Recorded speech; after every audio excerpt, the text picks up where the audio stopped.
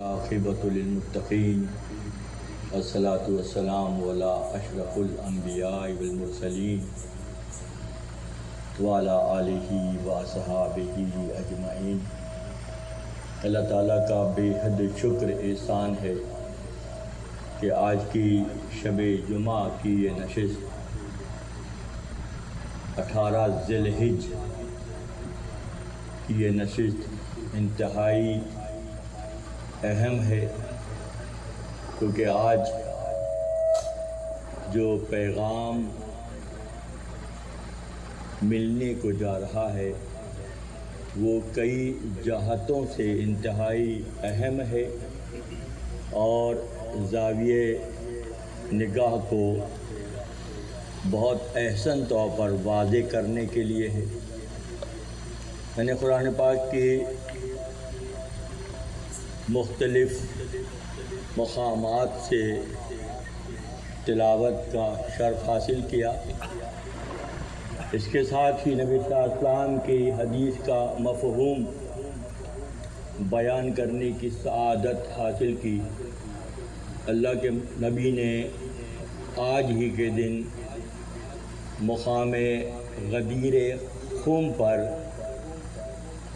مسند پر جلوہ افروز ہو کر یہ پیغام تمامی امتیوں تک پہنچایا کہ آپ نے مولا کائنات کے دست مبارک کو تھام کر بلند کیا اور آپ نے فرمایا کہ جس کا میں مولا ہوں یہ میرا چچا زاد بھائی علی بھی اس کا مولا ہے۔ آج کی روز کی مناسبت سے، دن کی مناسبت سے بہت شرح و بس سے اس پر گفتگو ہر زاویے سے ہو رہی ہے اور مختلف زاویہ نگاہ سننے کا موقع مل رہا ہے کہ اس کی شرح بیان کی جا رہی ہے، اس کی اہمیت کو اجاگر کیا جا رہا ہے اور ہر شخص اپنے عشق و محبت کی بساط کے مطابق اس سے استفادہ کر رہا ہے۔ ہر طبقہ فکر اس کو اپنے زاویہ نگاہ سے دیکھ رہے ہیں، کیونکہ ہم مثنوی حضرت مولانا جلال الدین رومی رحمۃ اللہ علیہ کی شرح بیان کرنے کا شرف رکھتے ہیں، اسی لیے یہاں زاویہ نگاہ کچھ مختلف ہے۔ مختلف ان معنوں میں ہے کہ جس طرح مثنوی شریف میں ایک واقعہ دوسرے واقعے کی شرح کرتا ہے، تفسیر بیان کرتا ہے، جو کہ بلا شبہ قرآن کا اسلوب ہے، قرآن کا طریقہ ہے۔ اللہ کا کلام اسی انداز کا ہے کہ قرآن کا ایک حصہ دوسرے حصے کی تفسیر کرتا نظر آتا ہے۔ تو جب تک ہم بہت گہرائی اور گہرائی کے ساتھ قرآن کے اسباق کو آدم سے لے کر قاتم اور قاتم سے لے کے تا قیام قیامت تک کے جو مضامین قرآن میں محفوظ ہیں، ہر گیلا اور سوکھا، ہر خشک اور تر قرآن میں موجود ہے، اور آپ کے اپنی نظر پر ہے کہ آپ کی نظر میں کتنی وسعت ہے، آپ کے علم کا لیول کیا ہے، آپ چیزوں کو اللہ کی مرضی کے مطابق کس طرح سے دیکھتے ہیں، یا قرآن و احادیث کے مفاہیم بیان کرنے میں سطحیت کا مظاہرہ کرتے ہیں، کم علمی کا مظاہرہ کرتے ہیں، یا اندھی تقلید کا مظاہرہ کرتے ہیں، جبکہ قرآن واضح طور پر ہر بات کی کو بہت شرح و بس سے کھول کر بیان کرنے کی قدرت رکھتا ہے۔ بلا شبہ یہ اللہ کا کلام ہے گو کہ محمد عربی صلی اللہ علیہ وسلم کے لب اطہر سے ادا ہو رہا ہے.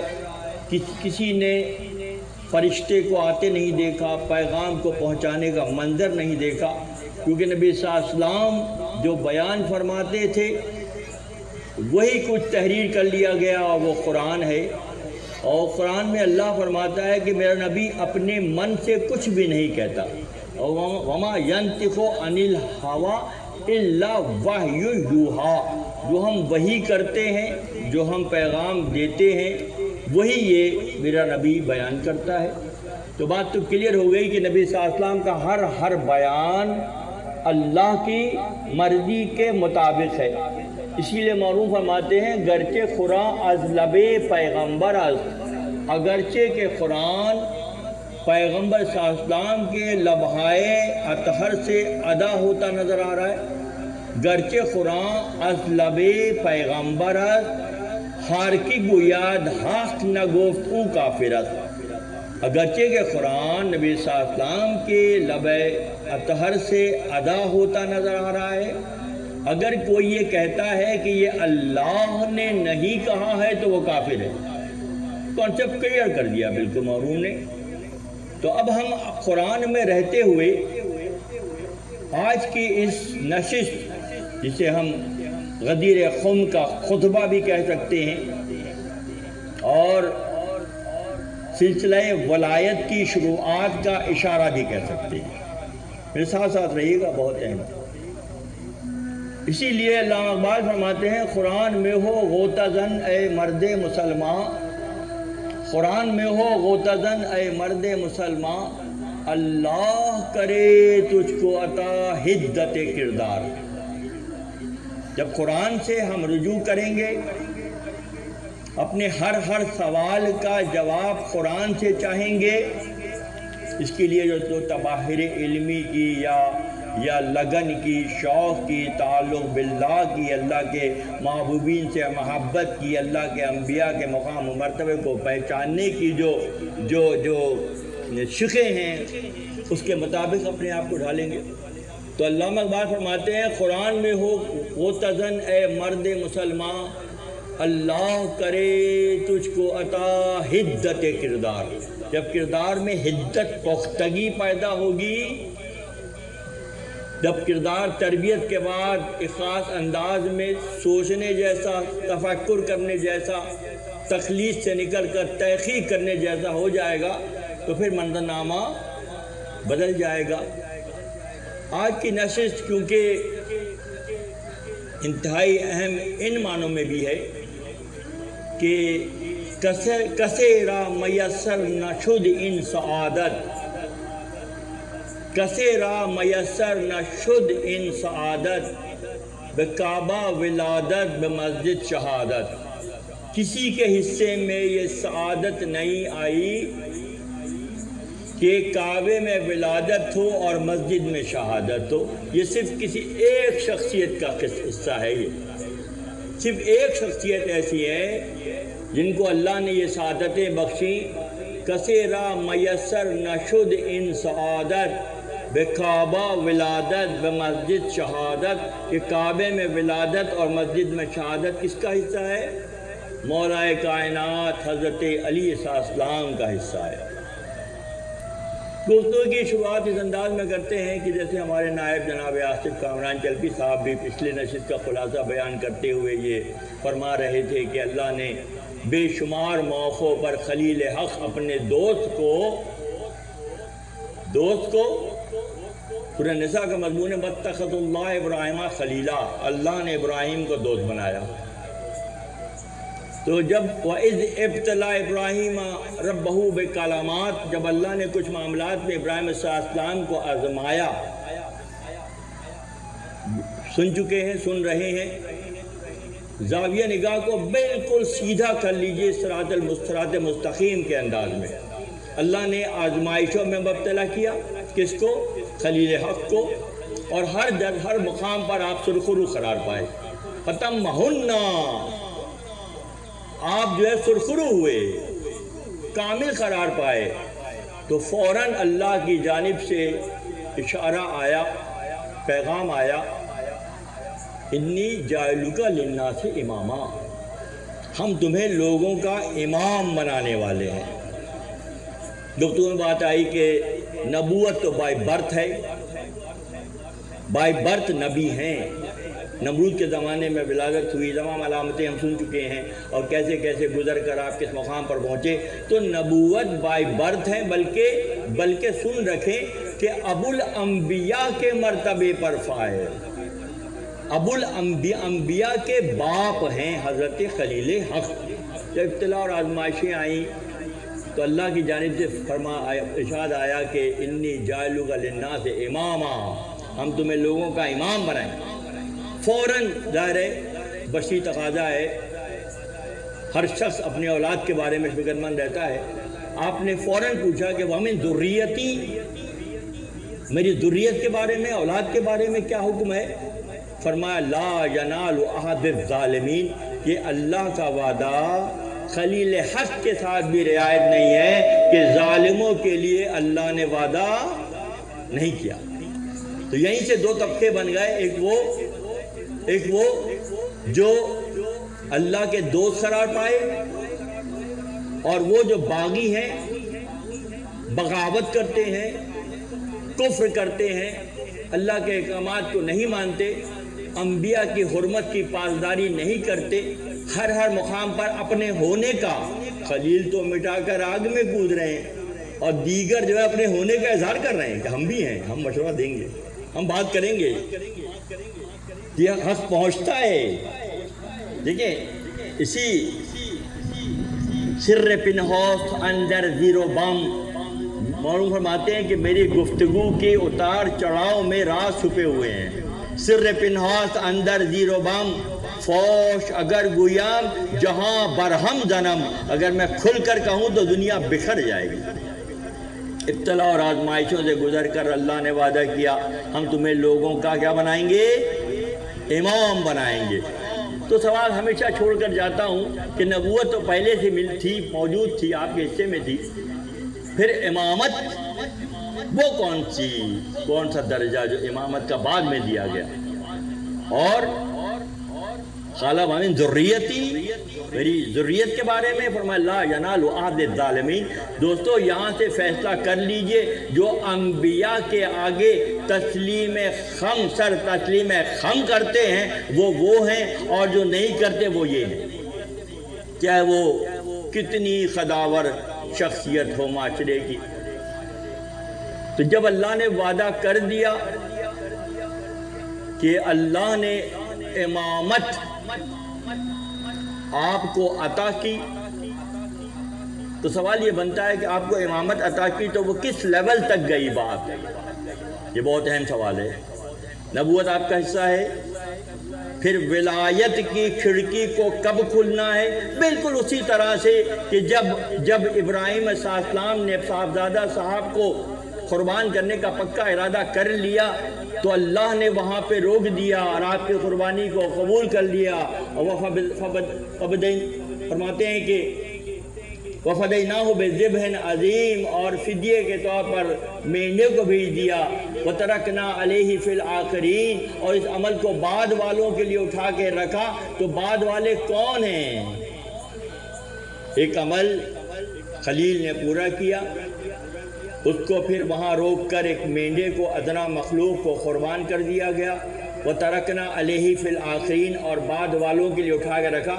تو سمجھتے جائیے جس طرح اس مقام پر مینڈے کو بیچ کر وہ مرحلہ طے کرایا گیا قربانی کا، اگلے مرحلے میں نبوت کے بعد امامت کا سلسلہ پھر آگے کی طرف چل رہا ہے۔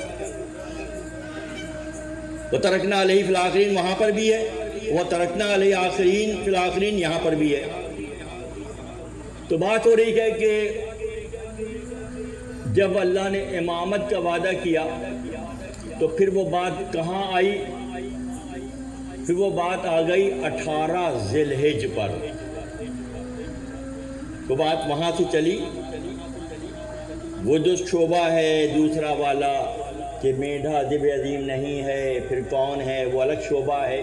شہادت امام حسین علیہ السلام کے تانے بانے وہاں جا کر ملتے ہیں۔ غریب سادہ و رنگی ہے داستان حرم، نہایت اس کی حسین، ابتدا ہے اسماعیل۔ جہاں اس کی شرح، یہاں شرح یہ ہے کہ 18 ذی الحجہ کو وہ وعدہ پورا ہو رہا ہے کہ وہ امامت کی، ولایت کی منزل کی شروعات ہو رہی ہے، جو وہاں قربانی کی شکل میں پوری ہو رہی ہے، یہاں نیابت اور امامت اور ولایت کی شکل میں پوری ہو رہی ہے۔ کنیکٹیوٹی سمجھ میں آ رہی ہے؟ قرآن کا ایک مضمون دوسرے مضمون سے مل رہا ہے۔ تو پھر یہاں پہ کیا ہو رہا ہے؟ 18 ذی الحجہ کو، جو آج ہی 18 ذی الحجہ کا دور گزر رہا ہے، انتہائی اہم ہے، انتہائی اہم ہے کہ آقا صلی اللہ علیہ وسلم ابراہیم صلی اللہ علیہ وسلم کے اس عمل کی تکمیل کرتے نظر آ رہے ہیں کہ آج کی نشست میں حج سے واپسی کے موقع پر، حجۃ الوداع سے واپسی کے موقع پر، نبی صلی اللہ علیہ وسلم جو مکہ مکرمہ سے کوئی 13 کلومیٹر یا 13 میل کی مسافت پر پہنچے تو وہاں رک جانے کا حکم آیا۔ جو اصحاب پہلے گزر گئے تھے، جو قافلے گزر گئے تھے، ان کو واپس بلایا گیا، اور جو آ رہے تھے راستے میں تھے وہاں سب اجتماع ہوا، اور 3 دن تک اس مقام پر قیام ہوا۔ اور اللہ کے نبی نے، اللہ غنی، میرا نبی اپنے من سے کچھ نہیں کہتا، بلکہ قرآن سورہ آل عمران اور سورہ مائدہ کا مضمون ہے کہ اللہ نے جو کچھ آپ کو دیا ہے، حکم دیا ہے، رسالت کا منصب دیا ہے، آپ پر واجب ہے کہ آپ بات پوری مکمل سنا کر جائیں۔ سورہ مائدہ کا مضمون ہے، بات آپ مکمل پہنچائیں۔ تو بات پہنچانے کا مرحلہ آ گیا۔ 18 ذی الحجہ کو جب یہ قافلے جمع ہوئے تو ممبر رسول پر اللہ کے نبی نے بڑا شرح و بسط کے ساتھ ایک فقید المثال خطبہ جو ہے سامعین کے نظر کیا، شرکا کے نظر کیا۔ تقریباً 1.25 لاکھ اصحاب اس مجمع میں موجود تھے، اور اس وقت اللہ کے نبی نے مولا کائنات حضرت علی علیہ السلام کو اپنے قریب کیا اور آپ کا دست مبارک تھام کر بلند کیا، پورا مجمع دیکھ لے۔ جو بات وہاں اللہ نے شروع کی تھی، تکمیل کا وقت آ گیا۔ قربانی کا مرحلہ شروع ہوا تھا، تکمیل کا وقت آ گیا۔ ولایت اور امامت کی جو منزل اللہ نے عطا کرنے کا وعدہ خلیل حق سے کیا تھا، وہ حبیب حق کے ہاتھوں سے پورا ہوتا نظر آ رہا ہے۔ خلیل حق سے وعدہ اللہ نے کیا تھا، اور یہ بھی سمجھنے ساتھ ساتھ کہ لا ینال عہد الظالمین، اور جو اس بات کو نہیں مانے گا وہ ظالموں میں شمار ہوگا، چاہے پہلے کتنے بڑے مقام پر رہا ہو۔ اللہ کے نبی نے مولا کائنات علی علیہ السلام کا دست مبارک تھام کو بلند کیا اور فرمایا من کنت مولا، انتہا کی بات ہے، جس کا میں مولا ہوں، من کنت مولا فہذا علی مولا، اس کا میں مولا ہوں، علی بھی اس کے مولا ہیں۔ یہاں سے سلسلہ نبوت کے اختتام کے بعد سلسلہ ولایت کی شروعات ہو رہی ہے۔ ہر سلسلہ، جتنے بھی سلاسل موجود ہیں، سب کی جو انتہا ہے وہ انا مدینۃ العلم و علی و بابہا سے شروع ہوتی ہے۔ جتنے بھی سلاسل ہیں، جتنے بھی مروج سلاسل، چاہے قادری ہو، نقشبندی ہو، چشتیہ ہو، قادریہ ہو، نظامیہ ہو، سہروردیہ ہو، مالویہ ہو، سب کہاں جاتے ہیں؟ اس دروازے پر جاتے ہیں جو شہر میں داخل ہونے کا راستہ کل واحد ایک ہی ہے۔ اللہ کے نبی نے فرمایا من کنت مولا فہذا علی مولا، جس کا میں مولا ہوں اس کے علی مولا ہیں۔ سورہ شورى کی بھی ایک آیت کی تلاوت کا شرف حاصل کیا اس فقیر نے کہ اللہ نے فرما دیا، خلا فرما دیجئے لا اسألکم الیہ اجرا، میں اپنی محنت کا محنتانہ اجر کچھ نہیں مانگ رہا تم لوگوں سے، تم دختر کشی کرتے تھے، تم نجاستوں میں ملوث تھے، تم بے شمار شراب خوری کرتے تھے، تم ہر ناجائز کو اپنے لیے جائز کر لیتے تھے، تم اصنام پرستی، بت پرستی، نفس پرستی، شک پرستی، سبھی کچھ تو کرتے تھے۔ ان تمام نجاستوں سے میں نے تمہاری گردنوں کو چھڑا کر خدا سے خرید کیا۔ کن کو؟ امتیوں کو۔ دوستوں اتنی محنت شاخہ، 23 سال کی حیات بشری میں اعلان نبوت کے بعد مسند رسالت پر متمکن ہونے کے بعد 23 سال، جسٹ 2 and 3، 5 کا صیغہ آتا ہے، ذہن میں رکھے گا۔ 23 سال میں پورے عربستان کو نجاستوں سے نکال کر طہارت کی منزل پر سرفراز کیا اللہ کے نبی نے۔ اتنا کچھ کرنے کے باوجود اس کا کوئی میں تم سے محنتانہ نہیں مانگ رہا۔ کیا بات ہے، اللہ غنی۔ یہاں 4 اکھر پڑھانے والے استاد اپنے آپ کو پتہ نہیں کیا سمجھتے ہیں، اتنے بڑے چینج۔ دیکھیں چھوٹے موٹے جو غلطیاں ہوتی ہیں دوستوں، اس کے لیے تو پیران عظام ہیں جو ان کی اصلاح، جھوٹ کی، غیبت کی، تکبر کی، خود پسندی کی، ان کی اصلاح کے لیے ایک سسٹم ہے جسے ہم سلاسل کہتے ہیں۔ مگر جو جینیاتی بڑی بڑی برائیاں، اس کے لیے اللہ مبعوث کرتا ہے اپنے مقربین کو، اور مقرب ترین جو انبیاء میں امام الانبیاء کی ذات مبارک کی بات دیکھیے کہ محنت شاقہ ہے، سخت ترین محنت۔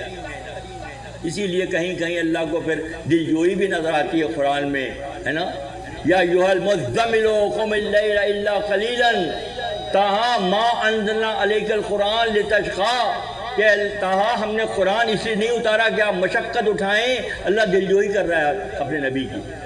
اس سخت محنت کا فرما رہا ہے، آپ ان سے کہہ دیجئے قل، میں کوئی سوال نہیں ہے تم سے، میرا کچھ نہیں مانگا، الا مودۃ ذی القربیٰ، کہ صرف اتنا سوال ہے کہ قرابت داروں سے محبت کرنا۔ امت کو صرف ایک ٹاسک دیا گیا ہے، نبی کی ساری محنتوں کا محنتانہ جو اللہ کی طرف سے خود کہہ کر مخاطب کیا، آپ فرما دیجئے کہ میں جتنی محنت کر رہا ہوں اس کا کوئی محنتانہ تم سے نہیں مانگ رہا، الا مودۃ ذی القربیٰ۔ یہ آج کا سوال ہے دوستوں، 2026 شب جمعہ کا سوال ہے کہ اللہ کے نبی نے سوال کیا کہ کچھ نہیں مانگ رہا، تمہیں یہ سرفرازی دی ہے، سربلندی دی ہے، جنت کا وعدہ دیا ہے، اللہ سے تقرب کی منزل سے تمہیں سرفراز کیا ہے، تو اس تمام کا محنتانہ کیا ہے؟ الا مودۃ ذی القربیٰ، یہ قرابت داروں سے اللہ غنی، قرابت داروں سے محبت کرنی ہے۔ اچھا قرابت دار کون ہے، پہلے اس کا بھی فیصلہ آج کی تاریخ میں ہو جائے۔ یمن کے علاقے نجران سے کچھ یہودی علماء مدینہ منورہ آئے۔ قرابت داروں کی کلاسیفیکیشن بہت ضروری ہے، اس مرحلے پہ ضروری ہے کہ نجران سے عیسائی بڑے بڑے پڑھے لکھے عالم آئے، زبور پر، توریت پر اور انجیل پر دستخط کے ساتھ نبی صلی اللہ علیہ وسلم سے جب ان کی ملاقات ہوئی، سوال و جواب کے دور چلے، تو عیسیٰ ابن مریم کے حوالے سے اشکالات پیدا ہوئے، کیونکہ عیسائی عیسیٰ ابن مریم کو اللہ کا بیٹا سمجھتے ہیں، ہے نہیں، سمجھتے ہیں، سمجھ کی بات ہے۔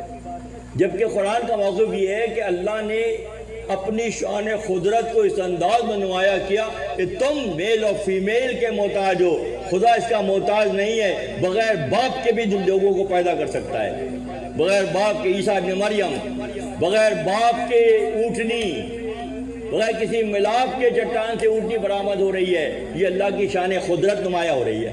نہ سمجھے لوگ کیا کہہ سکتے ہیں، محدود کر کے دیکھتے ہیں تو ایسا سوچتے ہیں۔ بہرحال مکالمہ ہوا تو عیسائیوں میں یہ طریقہ مروج تھا، رواج پا چکا تھا کہ اگر ان کے اپنے مذہبی معاملات میں اختلافات ہوں تو پھر وہ ایک دوسرے کو 24 ذی الحج کا واقعہ، تو ایک دوسرے کو وہ مباہلے کی دعوت دیتے۔ قرآن میں اس سورت آل عمران کی سورت کو آیہ مباہلہ بھی کہتے ہیں، مباہلہ کیا ہے؟ مباہلہ یہ ہے کہ دونوں گروہ جن میں اختلاف پیدا ہوا وہ کھلے میدانوں میں نکل جاتے اور ایک دوسرے کے لیے بددعائی کلمات کہتے۔ عیسائیوں کے پاس بہت پہلے سے یہ سلسلہ چلا آ رہا تھا کہ وہ ایک دوسرے کو مباہلے کے لیے پکارتے اور پھر وہ ایک دوسرے کو بد دعائیں کرتے۔ ان کا نظریہ یہ تھا کہ جو حق پر ہوتے وہ بچ جاتے اور جو حق پر نہ ہوتے وہ کسی نہ کسی حادثے میں امراض میں مبتلا ہو کر ہلاک ہو جاتے۔ ان کا طریقہ تھا، وہ اس کو صحیح سمجھتے تھے۔ تو پہلے تو امتی کا مقابلہ تھا نا، یہاں تو نبی کے ساتھ معاملہ ہو رہا ہے۔ وہی بات تم یہاں کر رہے ہو۔ گستاخی کا لیول دیکھیں کیا ہے کہ آپ آپس میں جو بات کر رہے ہیں تو نبی کی شخصیت کو اپنا جیسا اس زمانے میں بھی سمجھا جاتا تھا، ذہن رکھیے گا۔ مباہلے کی دعوت دی کہ ٹھیک ہے ہم مباہلہ کریں گے آپ کے ساتھ۔ اللہ کے نبی نے اس مباہلے کی دعوت کو قبول کیا۔ بات ہو رہی تھی قرابت داروں، مودت ذل قربا کی بات ہو رہی ہے۔ مودت کرو، محبت کرو، کن سے؟ میرے قرابت داروں سے۔ اس وقت کا بھی سوال تھا دوستو، آج کا بھی یہی سوال ہے۔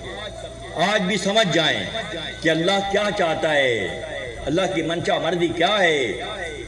مباہلے کی دعوت دی گئی، قبول کر لیا گیا۔ مدینہ منورہ کے مضافات میں چھوٹے چھوٹے ٹیلے اس زمانے میں ہوتے تھے، تو وہاں لوگ اعلان ہو گیا کہ فلاں دن مباہلہ ہوگا۔ آل عمران کا ندعو ابناءنا و ابناءکم و نساءنا و نساءکم و انفسنا و انفسکم۔ لے آؤ تم اپنی عورتوں کو، لے آتے ہیں ہم اپنی عورتوں کو، لے آؤ تم اپنے بیٹوں کو، لے آتے ہیں ہم اپنے بیٹوں کو۔ مباہلے کے لیے اس طرح بلایا جاتا تھا۔ اور انفسنا و اب تم بھی ساتھ ساتھ بشمول شامل ہو جاؤ۔ تو جب عیسائی راہب جو تھے سارے بڑے بڑے، وہ ایک بلند مقام پر ٹیلے پر ان کے خیمے لگے ہوئے تھے اور وہ سب وہاں انتظار کر رہے تھے کہ یہ ٹیم کب آئے گی۔ کون سی؟ محمد عربی صلی اللہ علیہ وسلم کی ٹیم۔ آقا نامدار احمد مجتبی ہماری روحیں قربان ہو جائیں تو حق ادا نہ ہوگا۔ جسم تو ادنا مخلوق ہے دوستوں، روح اعلیٰ مخلوق ہے اور روحوں کی فدائیت ہی افضل ہے۔ ادنا مال دو گے راہ خدا میں، کیا اعلیٰ مال دو بھائی؟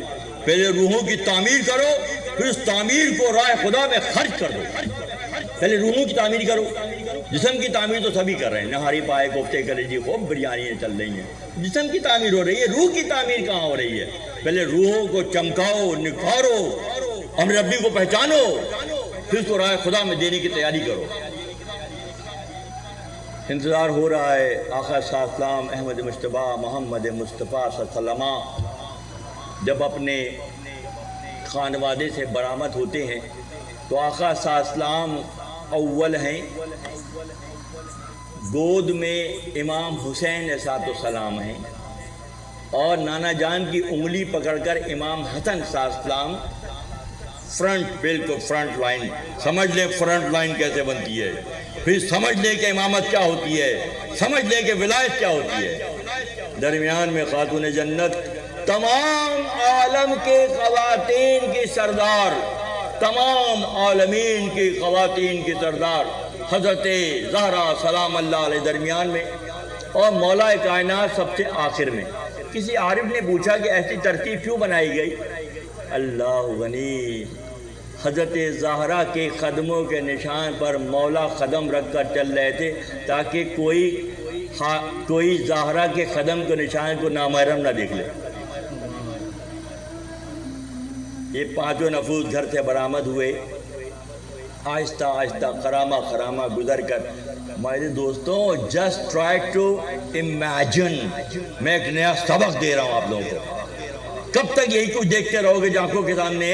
ان آنکھوں کو بند کرو، پھر وہ منظر دیکھو جو خدا تمہیں دکھانا چاہتا ہے۔ الٹے ہی کام کرتے ہیں دیوانے گانے عشق، الٹے ہی کام کرتے ہیں دیوانے گانے عشق، آنکھوں کو بند کرتے ہیں دیدار کے لیے۔ یہ والے ڈپارٹمنٹ کلوز کرو، اندر کی آنکھ کو کھول کے دیکھو کہ کیسے وہ قافلہ خرامہ میدان کی طرف آ رہا ہے۔ 5 نفوس، امام الانبیاء، जन्नत में नौजवानों के सरदारान, खवातीन, पूरे आलमीन की खवातीन की सरदार और विलायत के इमाम मौला कायनात तशरीफ ला रहे हैं। दूर से ऊपर से लोग देख रहे हैं ये आ रहे हैं। अच्छा, उन नजरान के ईसाइयों को मैं तो उनके लिए अच्छे कलमात ही कहूँगा कि वो गो के ईसाई थे मगर नज़र रखते थे, जो अस्तगफिरुल्लाह माअज़ अल्लाह आज का बड़ा बड़ा आलिम भी नहीं रखता वो नज़र जो अल्लाह ने ईसाइयों को दिखा दिया। उन ईसाई के सबसे सबसे बड़ा जो राहिब था उसने कहा कि मैं देख रहा हूँ कि जो 5 नफूस मैदान की तरफ आ रहे हैं ये तहारत की उस मंजिल पर हैं, अगर ये पहाड़ों को हुक्म दें कि चल पड़ो तो पहाड़ अपनी जगह से चल पड़ेंगे। हम देख रहे हैं, मुझे मुबाइला करें अल्लाह गनी जो इस लेवल पर है कि अगर ये पहाड़ों को हुक्म दें ये 5 नफूस, दोस्तों पहचान लो इन 5 नफूस को। और अल्लाह यही चाह रहा है कि मवद्दत ज़िल क़ुरबा। तो आज क्लियर हो गई पिक्चर कि ज़िल क़ुरबा में कौन है। हमें क्या ज़रूरत है कि हम बहस मुबाहिसे में पढ़ें। जब पिक्चर क्लियर हो गई, दलील पूरी आ गई, तो फिर उसके बाद ज़रूरत नहीं है अक्ल को तनकीद से फुर्सत कहाँ, इश्क पर अमाल की बुनियाद रख। जब तुम इश्क पर अमाल की बुनियाद रखोगे तो पिक्चर फिर क्लियर। 5 नफूस आ रहे हैं।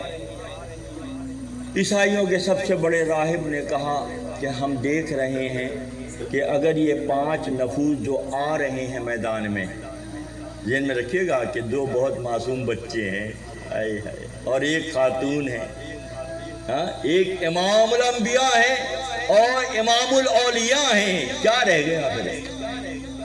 क्या रहे? कॉन्सेप्ट क्लियर कर लें आज की तारीख में बिल्कुल कि हम किस रुख पर जा रहे हैं। करीब आए तो उन्होंने ऐलान कर दिया कि ठीक है, पहले हमने आपको दावत दी थी मुबाहिले की कि चले हम मिलके ये खेल खेलते हैं जो ईसाई ज़माने से खेल रहे हैं। आज हमारी आंखें रोशन हो गई कि मुबाहिला तो अपने जैसों से किया जाता है, जो सुपर नॉर्मल तश्कील अल्लाह ने की है उनसे क्या मुबाहिला किया जाएगा।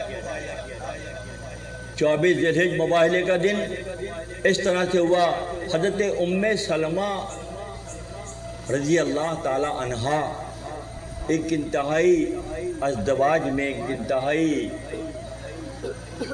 फ़हम व फ़रासत वाली खातून, जब मुबाहिले का मरला हुआ और ईसाई पसपा हो गए, काफ़िला वापस घर में आया, तो उम्मे सलमा ने नबी सल्लल्लाहु अलैहि वसल्लम से सब कॉन्सेप्ट क्लियर करके आगे बढ़ रहा हूँ कि 5 नफूस और ज़िल क़ुरबा के मंजिल पर कौन है, ताकि कॉन्सेप्ट क्लियर हो जाए, कोई सवाल ना रह जाए। तो उम्मे सलमा ने नबी सल्लल्लाहु अलैहि वसल्लम से सवाल किया कि अल्लाह के नबी, आप ये 5 नफूस गए, हम भी आपके अज़दवाज हैं, आप हमें लेकर नहीं गए। तो अल्लाह के नबी ने फरमाया कि उनका मकाम अलग है और तुम्हारा मकाम अलग है। डिफ्रेंशिएट किया कि ये खुदा की मर्जी है। ज़िल क़ुरबा को ज़हन में रख के हर कुछ वमा यंतिक़ु अनिल हवा इल्ला वह्यु युहा, कि जो कुछ मेरा नबी कहता है अपने मन से कुछ नहीं कहता, जो अल्लाह चाहता है वो आपके लबों से बरामद होता है। गरचे खुरां आस लबे पैगम्बर हार की गोयत हाथ न गोफ तो काफिरत। तो यहाँ आले इमरान का आया मुबाहिला के हवाले से मजमून और फिर सुरखरुई। तो क्या ये सुरखरुई उसी दिन के लिए थी, 24 ज़िलहज के लिए थी, या ता क़याम क़यामत के लिए थी? तो फिर बात आई 18 ज़िलहज की जब बात हो रही थी, अल्लाह के नबी ने फरमाया कि जिसका मैं मौला हूँ, ये मेरा चचाजाद भाई को भी सुन लिए। जब आपकी विलादत बासआदत हुई, इस फ़कीर ने पहला एक शेर पढ़ने की सादत हासिल की थी, कसेरा कसेरा कसेरा मयसर नशुद इन सआदत। किसी को भी ये सआदत नहीं मिली बे काबा विलादत बे मस्जिद शहादत। ये यक्का वो यगानो यक्का वो तन्हो, अगर किसी के हिस्से में फजीलत है तो मौला कायनात हज़रत अली सल्लल्लाहु के हिस्से में है। जब आपकी विलादत बासआदत काबतुल्लाह में हुई और फातिमा बिनते असद आपकी वालदा मोहतरमा लेकर जब आप घर आईं, آقا صلی اللہ علیہ وسلم اس دور میں مصروفیت میں تھے، کئی دن تک آنا نہ ہوا اپنی مصروفیات کی مشاغل کی وجہ سے۔ تو جب آپ تشریف لائے، معلوم ہوا کہ چچا ابو طالب کے گھر میں بیٹی کی ولادت ہوئی ہے۔ تو جب آپ تشریف لائے اور نوزائیدہ کو اپنے گود میں لیا، مولا کائنات حضرت علی صلی اللہ علیہ وسلم کو، دوستوں اعلانات بعد میں ہوتے ہیں، تشکیل پہلے ہو جاتی ہے، منتخب پہلے ہو جاتے ہیں اور اعلانات بعد میں ہوتے ہیں۔ تو اپنے گود میں لیا اپنے چچزاد بھائی کو، حضرت علی صلی اللہ علیہ وسلم کو۔ تو پہلی چیز جو دنیا میں علی نے عالم بشریت میں جو پہلی چیز حضرت مولا کائنات نے دیکھی، وہ نبوت کا چہرہ دیکھا۔ نبوت کا چہرہ آنکھ کھول کے جب دیکھا تو آقا صلی اللہ علیہ وسلم کو دیکھا مولا کائنات نے۔ لباس بشریت کی کا پہلا چہرہ، نبی کا چہرہ دیکھنے والے کی شخصیت کیسی ہوگی؟ اللہ، انتہا کی بات نہیں ہے۔ ابھی چھوٹے سے تھے، ٹبلے پتلے سے، نازک سے ہوتے تھے۔ جب اللہ کی طرف اشارہ ہوا کہ دعوت ذوالعشیر، بلاؤ اپنے رشتہ داروں کو، قریش کے لوگوں کو دعوت دو دین کی، تو دعوت کا جب کے لیے پتہ ہے کس کو بھیجا جاتا تھا؟ مولا کائنات چھوٹے چھوٹے سے جا کے گھر کھٹکا کے بولتے تھے میرے بھائی جو ہیں وہ بلا رہے ہیں آپ لوگوں کو، ہمارے گھر میں دعوت ہے، 3 دن کی دعوت کا اہتمام کیا گیا ہے اور آپ لوگ سب لوگ آئیے گا، وہ آپ سے کوئی گفتگو کریں گے، بیان کریں گے۔ تو کون منتخب ہوئے اس شعبے کے لیے؟ کسی سے کوئی ہمارا وہ نہیں ہے، کوئی کمپیریٹیو اسٹڈی کی کوئی بات ہی نہیں ہے کہ کوئی ہم یہ مقابلہ اس سے اور یہ مقابلہ، کسی سے کوئی اپنا معاملہ کرو بس۔ جا کر بلاتے تھے دعوت ذوالعشیر، اللہ کی طرف سے حکم ہوا تھا کہ دعوت ذوالعشیر قرابت داروں کی دعوت کریں۔ تو اس میں کہیں میں نظر سے گزرا کہ 6 کلو بھیڑ کا گوشت تھا اور 6 سیر ہی دلیا تھا جو کا۔ اس سے عرب میں ایک ڈش بنائی جاتی ہے آج بھی کہ وہ گوشت اور ملا کے بنایا جاتا ہے۔ تو جب بلاوا ہوا تو خاندان والوں پر جو پہلا معجزہ حضرت احمد مصطفیٰ محمد مصطفیٰ صلی اللہ علیہ وسلم کا ظاہر ہوا تو دعوت ذوالعشیر کے موقع پر ظاہر ہوا کہ 6 کلو گوشت اور 6 کلو جو کا ایک ڈش بنائی گئی۔ تو پوچھنے والوں نے پوچھا، بڑے بڑے نام ہیں اس میں، کہ بھئی لنگر کیا ہے؟ تو فرمایا کہ اسی طرح سے 6 کلو وہ ہے، تو منہ گھما کے ہنستے تھے لوگ، اتنا تو میں اکیلا کھاتا ہوں، اتنا تو میں اکیلے کھا جاتا ہوں، 6 کلو گوشت بھیڑ کا تو میں کھا جاتا ہوں اکیلے۔ اس میں دعوت اتنے لوگ ہی کر رہے ہیں آپ۔ خدا نے دکھانا تھا کہ برکتیں شروع کہاں سے ہوتی ہیں، خدا نے یہ دکھانا تھا کہ خدا کی وسعتیں کس انداز کی ہیں۔ تم 6 کلو کو 6 کلو سمجھو، خدا اسے 6000 کلو بنانے پر قدرت رکھتا ہے۔ 3 دن کی دعوت، تصور کریں آپ کتنی بڑی بات ہے۔ بعض لوگ کہتے ہیں کہ جی اولیاء کاملین کی دعوتیں ہوتی ہیں، حضرت جی آگے دیکھ کے پاس کھڑے ہو جاتے ہیں، کہتے ہیں کہ ڈھکنا مت ہٹانا، بس نکالتے جانا۔ وہی کڑی آ کے تو یہاں مل رہی ہے، حیرت میں کیوں ہو رہی ہے؟ ایک دیکھ پکایا، صبح سے شام تک لوگ لنگر کھا رہے ہیں، اسی نکال کے ڈھکنا مت ہٹانا، راز ہے یہ۔ کہاں سے آ رہا ہے؟ کیا آپ لوگوں نے نہیں سنا کہ مشکیزے میں پانی آ رہا تھا، آسمان سے بہتا ہوا مشکیزے میں آ رہا تھا؟ تو مولانا اس کو ہائی لائٹ نہیں کر رہے چیزوں کو اس طرح۔ تو جب لوگوں نے مذاق بنایا، جب اس آسام نے دعوت کا اہتمام ہوا اور وہ ایک ہی دیگ جو بنی تھی وہ 3 دن تک دوستوں چلتی رہی، حیران ہو گئے کہ یہ کیا ہے؟ جو نرم اور گداز دل لے کر آتے ہیں ان کے دلوں پر اثر ہوتا ہے، اور جو پتھر اور سنگ دل ہوتے ہیں ان پر اثر نہیں ہوتا۔ مولا کائنات تو پیغام پہنچا کر اپنے حصے کی ذمہ داری نبھا رہے ہیں، اور وہ جو خود کو ابوالحکم مشہور ہے معاشرے میں، عمر ابن حشام، ابو لہب، ابو جہل، عتبہ، امیہ بن خلف، ان کی سمجھ میں بات نہیں آ رہی۔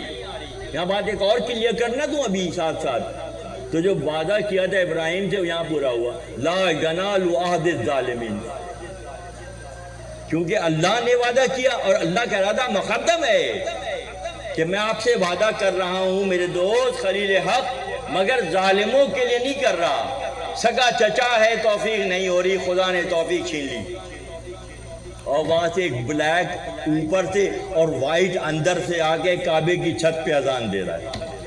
یہ کیا ہے؟ خدا کی توفیقات کی وسعتیں ہیں دوستوں۔ بہرحال وہ دعوت ذوالعشیر میں جب اللہ کے نبی نے دعوت دی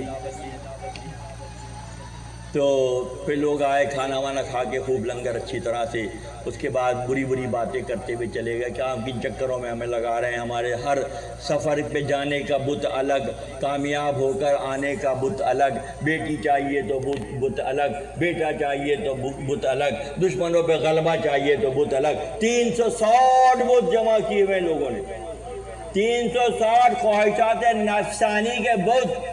اللہ نے وَكَرَّمْنَا بنی آدمہ، جو فضیلت اللہ نے اشرف المخلوقات آدم کی اولاد کو دی، اس کو بلا کر پتھروں کی پرستش کرتے ہو، ان سے لو لگاتے ہو، ان سے اپنی امیدیں باندھتے ہو اور ان کی پرستش کرتے ہو۔ تو بہرحال کیونکہ جب مفادات پر ضرب پڑتی ہے نا دوستوں، تو بات چھوٹی سی بھی سمجھ میں نہیں آتی۔ مولانا فرماتے ہیں صد حجاب از دل بسوئی دیدہ شد، سینکڑوں حجابات۔ مولانا فرماتے ہیں صد حجاب از دل بسوئی دیدہ شد، چون غرض آمد ہنر پوشیدہ شد، اور جیسے غرض آ جائے تو ہنر چھپ جاتا ہے۔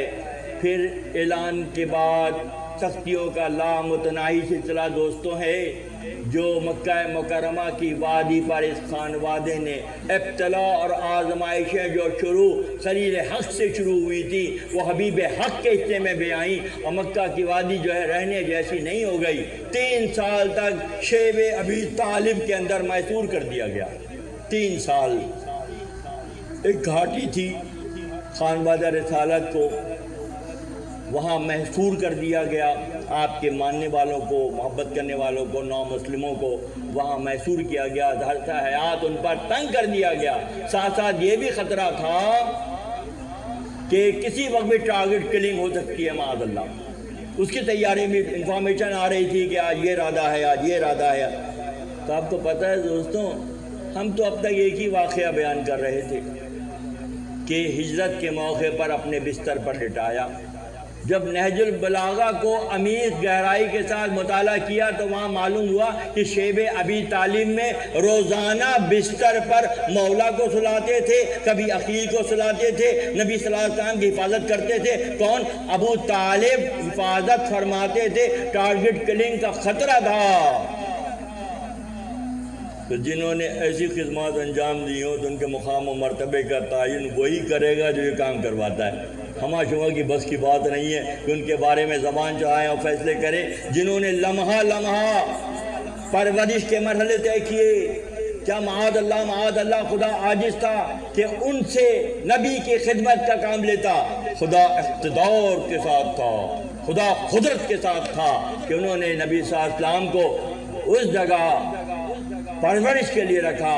ساتھ ساتھ شیب ابی طالب میں روزانہ رات کو بستر پر حضرت ابو طالب اپنے شہزادگان کو، قرابت داروں کو سلاتے اور نبی صلی اللہ علیہ وسلم کے حفاظت کا اہتمام کرتے۔ 3 سال اس انداز میں انتہائی، میں اس پر نہیں جاؤں گا، انتہائی قسم پرسی اور تنگی کے ساتھ وقت گزرا۔ اس کے بعد اللہ کا فضل ہوا اور اس تنگ گھاٹی سے نکلنے کا کے سبب بن گئے، اور جب آپ اس تنگ گھاٹی سے نکل کر شہر میں آئے تو اسی سال کو اللہ کے نبی نے عام الحزن قرار دیا، غم کا سال قرار دیا۔ اس سال میں شیب ابی طالب سے نکلنے کے بعد حضرت خدیجہ الکبریٰ سلام اللہ علیہا کا وصال ہو گیا اور حضرت ابو طالب کا وصال ہو گیا۔ 2 شخصیات اس سال لباس بشریت سے گزر کر عالم لطیف تک پہنچ گئی، تو اللہ کے نبی نے اس سال کو عام الحزن قرار دیا، غم کا سال قرار دیا۔ جن کے لیے نبی غم زدہ ہو رہے ہوں تو ان کے مقام کا تعین کر لو نا اپنے دلوں سے پوچھ کر۔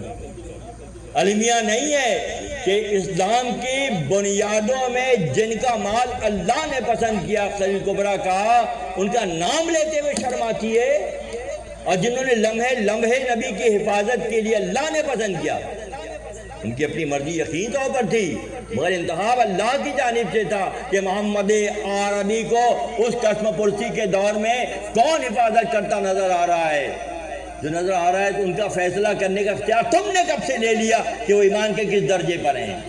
یہ اللہ کا فیصلہ ہے کہ اللہ نے ان کو اس خانوادے میں اپنے نبی کے پرورش کا انتظام کیا۔ تم کہاں، تمہیں کس نے بتا دیا کہ تم یہ فیصلہ کرنے جیسے ہو گئے؟ بات ہو رہی تھی کہ آیہ مباہلہ بھی کلیئر ہو گئی، اور آج کی نشست 18 ذی الحجہ کے حوالے سے بھی گفتگو ہوئی کہ من کنت مولا، جس کا میں مولا ہوں، جس کا میں دوستوں ذہن میں رکھیے گا کہ بعض کیسز میں ذرا جواب دیر سے آتے ہیں اور بعض کیسز میں جواب فوراً آ جاتے ہیں۔ جب اللہ کے نبی نے اعلان کیا من کنت مولا فہذا علی مولا، مجمع پر سکتہ طاری ہو گیا،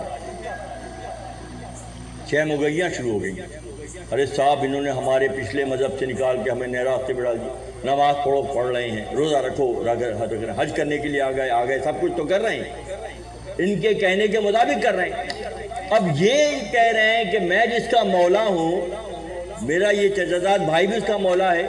یار یہ بات سمجھ میں نہیں آ رہی، کچھ وہاں تک تو صحیح تھا۔ اس کا مطلب ہے کہ پہچان یقین، پہچان ایمان کے لیے پیمانہ علی کی ذات ہے، پہچان ایمان اور پہچان یقین کے لیے پیمانہ جو ہے وہ کس کی ذات ہے؟ مولا کائنات کی ذات مبارک ہے۔ جب مثنوی شریف کے اسباق غالباً پچھلے دنوں بیان ہوا ہے، اوکھیو انداخ بر روی علی ہوئی ہے بات نا، اوکھیو انداخ بر روی علی افتخار ہر نبی و ہر ولی، افتخار میں ساتھ رہے گا، افتخار ہر نبی و ہر ولی، ہر نبی اور ہر ولی کے لیے افتخار کا درجہ رکھتے ہیں حضرت علی صلی اللہ علیہ وسلم۔ ٹھیک ہے، کون کہہ رہا ہے یہ؟ معروم فرما رہے ہیں مولانا جلال الدین رومی رحمۃ اللہ علیہ، ابھی بیان ہوا ہے پچھلے دنوں اس پر بڑا شرح و بحث کے ساتھ۔ افتخار ہر نبی و ہر ولی پہ ہم بھی رک گئے، جب شروعات ہوئی آج سے کوئی 25-30 سال پہلے پڑھنا شروع کیا تو یہاں پہ ہم رک گئے کہ ہاؤ کڈ بی پاسبل کہ افتخار ہر نبی، ہر ولی تو بات سمجھ آتی ہے، ہر نبی کے لیے بھی افتخار کی۔ تو اس کی شرح میں کسی عارف نے لکھا کہ جب انبیاء پر ابلیس کا حملہ ہوتا، خاص رہیے گا بہت اہم بات بتا کے جاتا ہوں، جب انبیاء پر، زکریا پر، یحییٰ پر، ایوب پر، ادریس پر، یونس پر، یوسف پر، جب ان کو برگلانے کے لیے ابلیس لعین چانے چلتا تو ایک نورانی وجود ظاہر ہوتا، نورانی حیولہ، نورانی وجود ظاہر ہوتا اور انبیاء کی حرمت کی حفاظت کرتا۔ اسی لیے معروم یہ فرما گئے افتخار ہر نبی و ہر ولی، ایک حیولہ ظاہر ہوتا اور وہ پشت پناہی کرتا۔ یہ خدا کی جانب سے انبیاء کی حرمت کا انتظام اللہ نے مولا کی شکل میں کیا۔ افتخار ہر نبی و ہر ولی حضرت مولانا جلال الدین رومی رحمۃ اللہ علیہ کی مثنوی شریف کا سبق ہے یہ۔ ٹھیک ہے بھائی، چلیں، وہ تو انبیاء کا دور گزر گیا، ہزاروں سال پر محیط ہے، یوسف علیہ السلام کا واقعہ ہو، جو علیہ السلام کا واقعہ ہو، شیطان ہر دور میں اس نے مہلت مانگی تھی، مجھے آخر دن تک کی مہلت دے، اللہ نے مہلت دے دی، کیونکہ اللہ کو معلوم ہے، اللہ قادر مطلق ہے کہ کون اس کے دام میں آئے گا اور کون اس کے دام میں نہیں آئے گا۔ تو وہ نورانی حیولہ ظاہر ہو کر انبیاء کی پشت پناہی کرتا اور شیطان کی شرارتوں سے حفاظت کرتا۔ افتخار ہر نبی و ہر ولی کا صیغہ یہی ہے۔ مگر اب دور آ گیا تھا بشریت کا، ظاہرداری کا، سر کی آنکھ سے دیکھنے اور سمجھنے کا، اور ٹائم آ گیا تھا محمد عربی کا۔ یہاں پہ علی کا کیا رول ہوگا؟ یہاں پہ علی کا یہ رول ہوگا کہ علی، میں ہجرت کے لیے آمادہ ہوں، سفر اختیار کر رہا ہوں، تم میرے بستر پر سو جاؤ، کل جو ہے امانتیں واپس کر کے مجھ سے آ ملنا۔ تو وہاں روحانی شکل میں مدد ہے، یہاں جسمانی شکل میں تا قیام قیامت تک کے لیے مدد ہے، تا قیام قیامت تک کے لیے مثال ہے کہ وہاں روحانی روپ میں اور یہاں جسمی روپ میں سو گئے، تان کر چادر باہر قریش مخالفین ان کے صاحبزادگان تلواریں تیز کر کے رات تک کا پوری رات انتظار کرتے رہے، سنگن لیتے رہے گھر کے اندر کی، اور فجر سے پہلے جب جھٹپٹا ہوتا اس سے پہلے جب حملہ کیا، آ کر چادر ہٹائی تو دیکھا علی سو رہے ہیں، علی سو رہے، حیران ہو گئے سارے، کیا کوئی ایسا بھی ہو سکتا ہے؟ صرف گھر بلانے نہیں گیا تھا دعوت میں آئیے، سونے کے لیے بھی تیار تھا۔ اسی بستر پر مقتل پر جو قتل گاہ ہے اس پر علی نے اپنے آپ کو کیا قربان نہ کر دیا، حیران ہو گئے سارے۔ بعد میں کسی نے پوچھا مولا یہ تو بتائیے کہ آپ کو پتا تھا کہ اتنا زبردست رات کو ٹارگٹ کلنگ ہو سکتی ہے اور آپ اتنے آرام سے؟ نبوت پر یقین کی منزل اگر سیکھنی ہے تو علی سے سیکھو۔ نبوت کے فیصلے پر زبان درازی کرنے والوں سن رکھو، سن رکھو، جو نبی نے فرما دیا وہی حق ہے، وہ اللہ کا فرمان ہے، اور اپنی رائے دینے کو، اپنی رائے کے اظہار کو کیا گنجائش نکلتی ہے؟ کہیں نہیں نکلتی۔ وَتَحْبَطَ أَعْمَالُكُمْ وَأَنْتُمْ لَا تَشْعُرُونَ، تمہارے سارے اعمال غارت ہو جائیں گے اور تمہیں پتہ بھی نہیں چلے گا۔ ہو گئے غارت، بہت سو کے غارت ہو گئے۔ تو غارت ہونے سے پہلے کا منظر اور غارت ہونے کے بعد کا منظر ملا کے دیکھ رہے ہو کیا؟ ارے صحیح طرح دیکھو کہ غارت ہونے سے پہلے کا منظر کچھ اور تھا، اور جب اعمال غارت ہو گیا اس کے بعد کا منظر کچھ اور ہے۔ اس کو ایک ساتھ نہ ملاؤ، گڑبڑ نہ کرو، ذرا ہوش کے ناخن لو۔ کیسے تیر انداز ہو، سیدھا تو کر لو تیر کو، ٹیڑھا تیر چلاؤ گے ٹیڑھی جگہ پہ جا کے لگے گا۔ پوچھا کسی نے مولا اتنے آرام سے آپ چادر تان کر سو گئے؟ اللہ غنی، یہ کہا میں تو کہتا ہوں کہ علی کا یہی جواب اکملیت کی دلیل ہے۔ فرمایا نبی اللہ کی زبان اطہر سے ادا ہوا، یہاں سو جاؤ، صبح امانتیں واپس کر کر مجھ سے آ ملنا۔ تو میرے یقین کی منزل یہ تھی کہ میں پوری زندگی میں ایک رات ہی سویا سکون سے، کہ مجھے پتا تھا کہ کچھ بھی نہیں ہونے کو جا رہا ہے، کیونکہ آقا فرما رہے ہیں۔ تو یقین کی منزل کہاں سے سیکھیں گے؟ یقین کی منزل انبیاء سے سیکھیں گے۔ یقین کی منزل اور امام الانبیاء سے، امام الاولیاء سے سیکھیں گے۔ یوسف کو معلوم ہے کہ سارے دروازے زلیخا نے بند کر دیے ہیں، ساتھ کے ساتھ شعور کے دروازے، مگر یقین نبی کیا ہے کہ ان بند دروازوں کی طرف یوسف دوڑ رہے ہیں۔ انہیں یقین ہے کہ جو ایک مخلوق، ایک زلیخا اپنی حوث کی وجہ سے دروازے بند کر سکتی ہے تو میرا رب اس کو کھولنے پر خود رکھتا ہے۔ تو ہم یقین کہاں سے لیتے ہیں؟ یقین انبیاء سے لیتے ہیں، اہل اللہ سے لیتے ہیں، امام الاولیاء سے لیتے ہیں۔ ہماری زندگیوں میں یقین کی منزل کہاں سے آئے گی؟ جب اللہ کے دوستوں مقربین کے ساتھ ہم جڑیں گے تو یقین کی منزل آئے گی۔ کہ فرمایا کہ اس بات کا یقین ہے کہ مجھے کچھ بھی نہیں ہوگا، اور پھر وہ مرحلہ مکمل ہوتا ہے۔ دوستوں پھر زبان نبی سے، زبان نبوت سے کیا کیا مثالیں سناؤں۔ غزوہ تبوک کا موقع ہے، اللہ کے نبی فرماتے ہیں علی تم میرے ساتھ ایسے ہی ہو جیسے موسیٰ کے ساتھ ہارون۔ مواخات کا منظر ہے، اللہ کے فرماتے ہیں علی تم یہاں بھی میرے بھائی ہو اور وہاں بھی میرے بھائی ہو۔ علی کو دیکھنا عبادت ہے، حضرت چہرہ دیکھنا عبادت ہے، پشت دیکھنا بھی عبادت ہے، یہ فضیلت ہے۔